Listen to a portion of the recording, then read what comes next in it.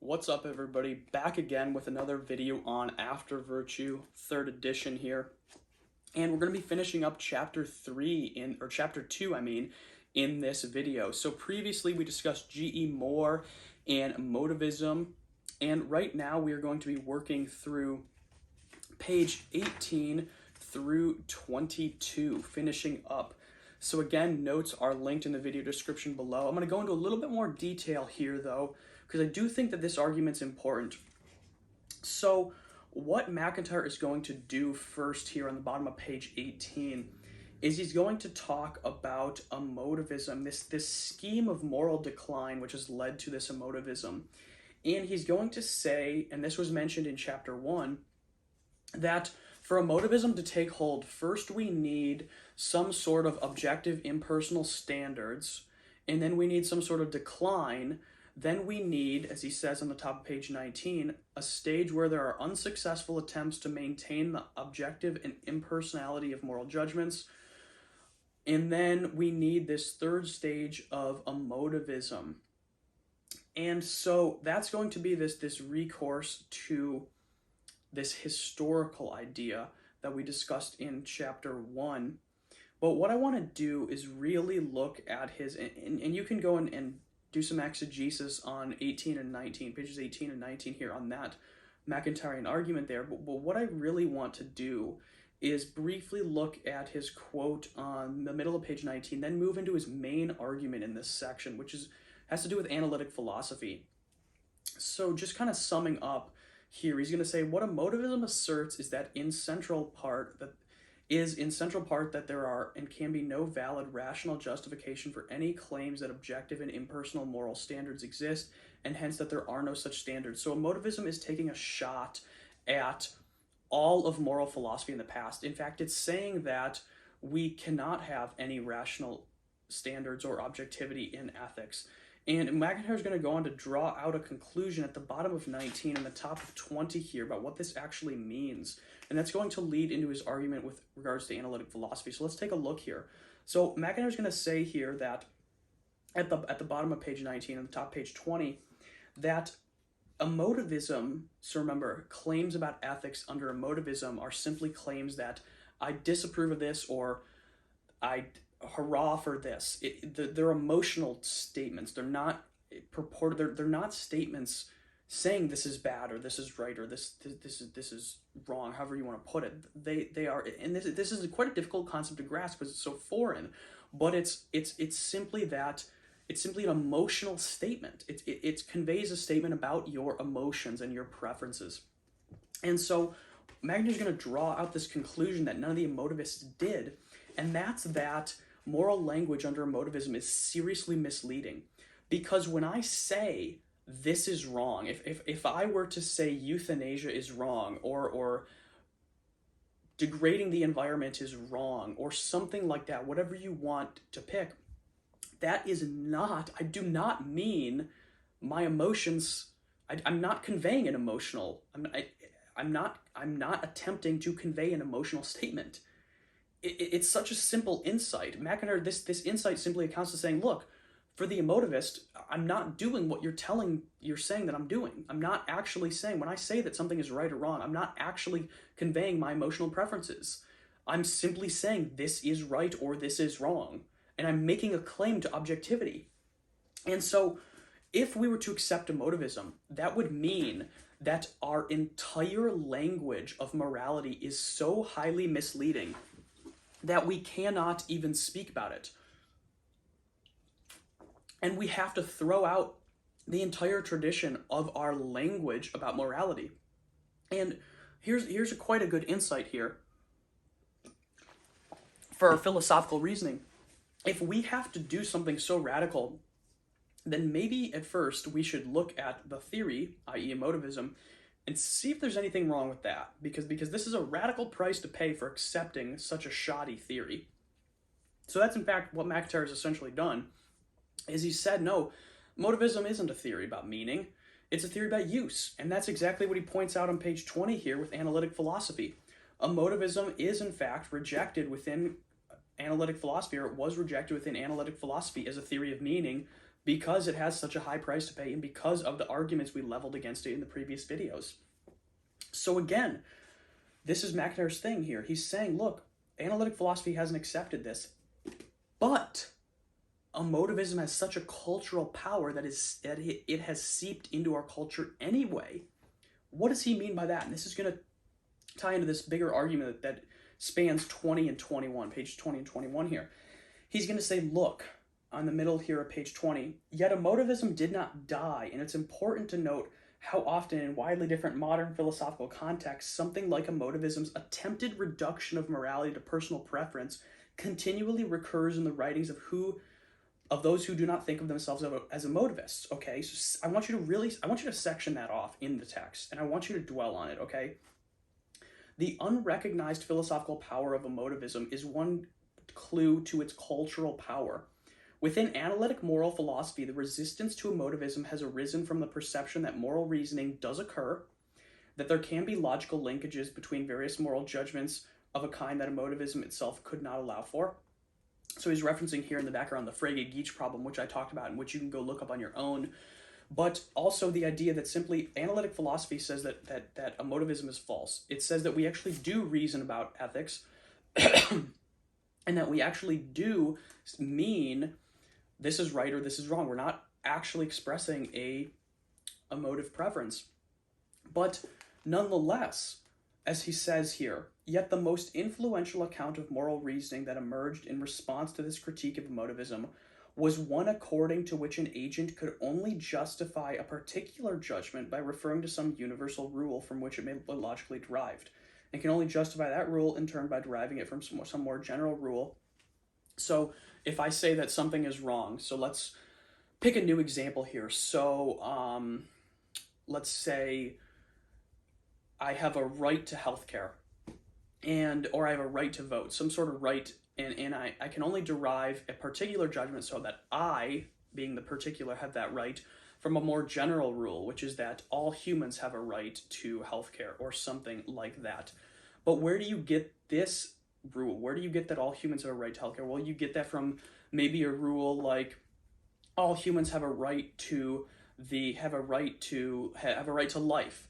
But where do you get that from? And so MacIntyre's point here is that a complete justification of the particular, that I have a right to healthcare, would consist of a complete account of its effects, together with a complete account of the principles which it observed, and so on.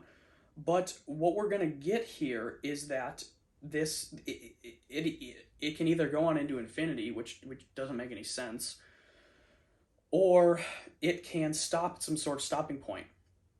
And that stopping point is going to be some sort of first principle adopted by each individual on their own basis.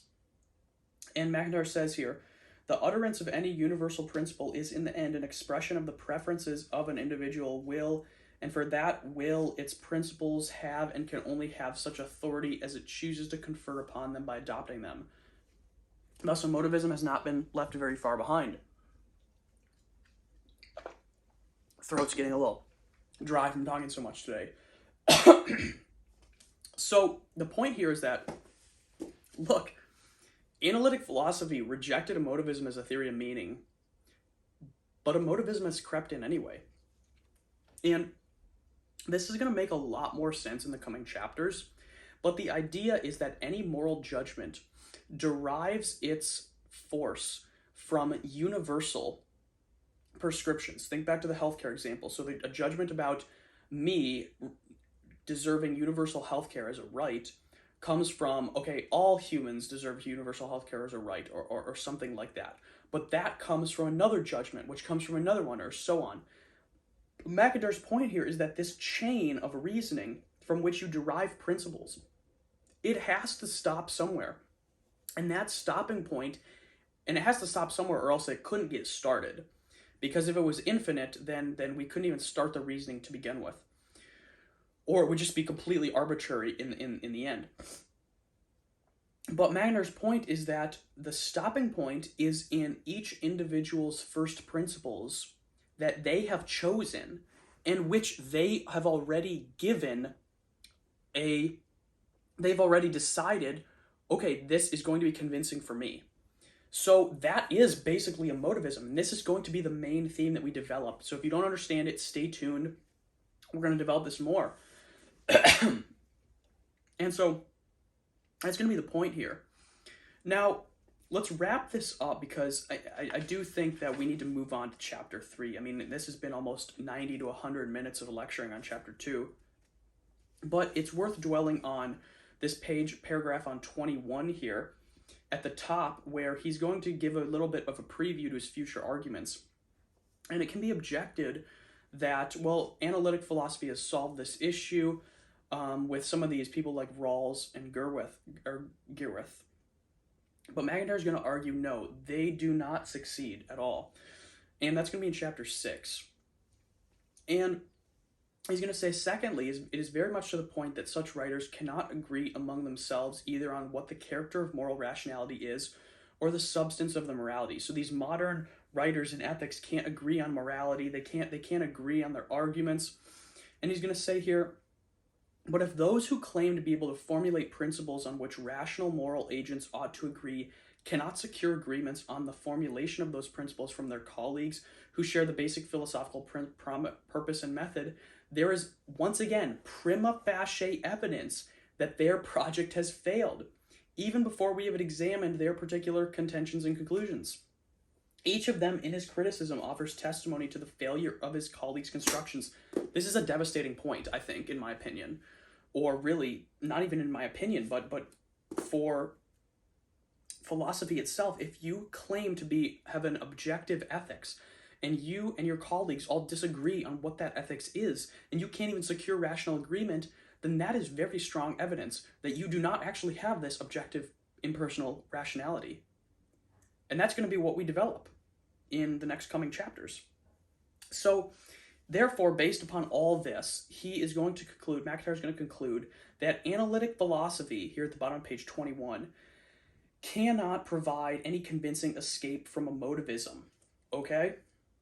And again, this is going to be a devastating blow. We need to go outside the confines of analytic philosophy. As I mentioned in chapter 1, the first video on chapter 1, we have to go outside those confines, and we got to look for something else, some sort of way, and that's some sort of way to get over this, to diagnose the problem and then solve it. And that's going to be using emotivism as a theory of meaning to diagnose modernity, and then going on to build up an ethics in chapters 10 through 18.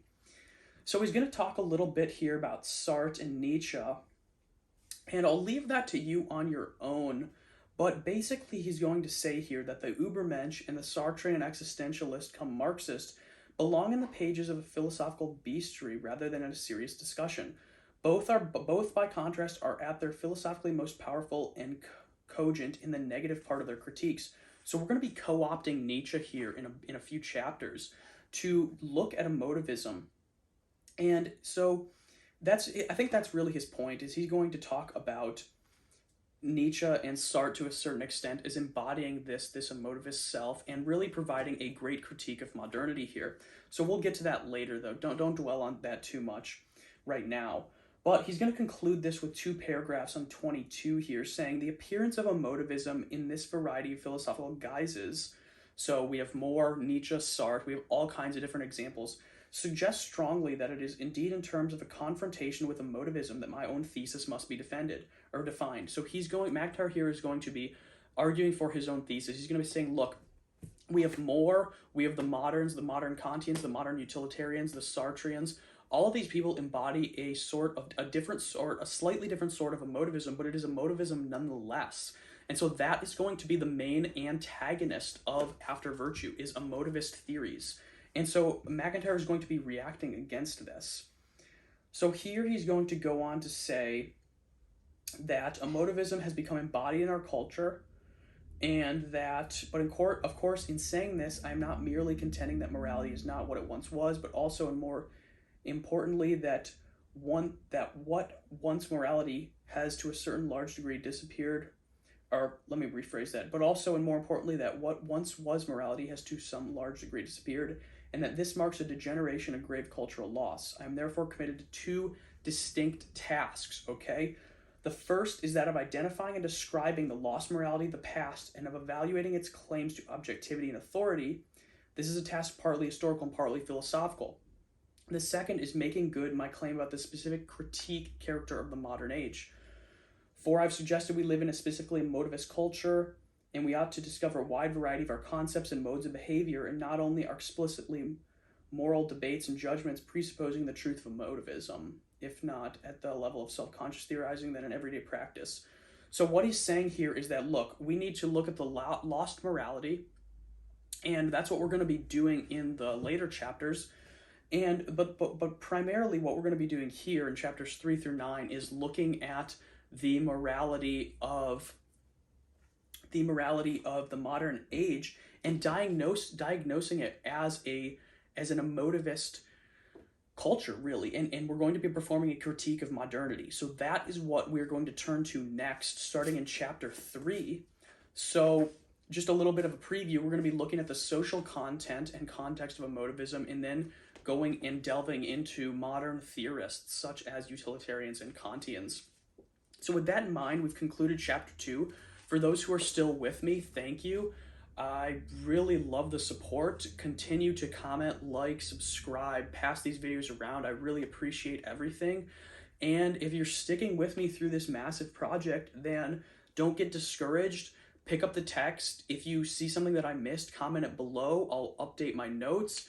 But I'm in it for the long run, and I want you all to really get something out of this work, as I have done. And with that in mind, let's hit it hard and dive into chapter 3 next time. Thanks.